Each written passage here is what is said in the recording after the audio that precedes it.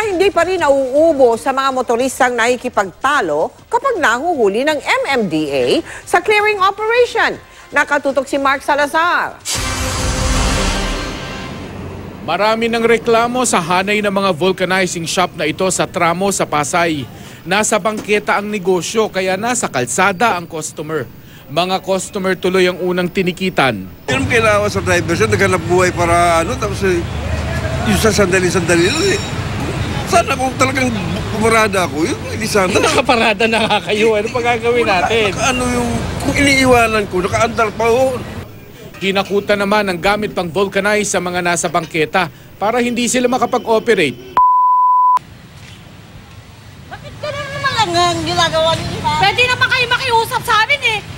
Nasa namin yung ginagamit namin dito. Awang ka lang kayo! Bago pa sa tramo, tumanggap na ng paninigaw ang MMDA sa service road ng Roxas Boulevard mula sa ilang motoristang hindi tumatanggap ng violation. Mali ka, sir. Nag-move ka nung dumating na kami. Hindi Oo. Kasi nungaling, sir. Hindi ka namin nuhuli ko lang namin moving ka. Wala akong naabala. Wala talaga akong naabala. Umikot lang ako. Grabe, sobrang higpit. Wala po akong inabala.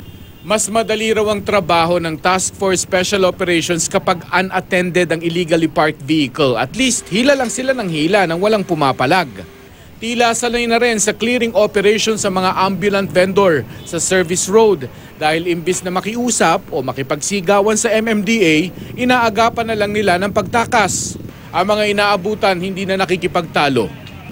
Mark Salazar, Nakatutok, 24 Oras.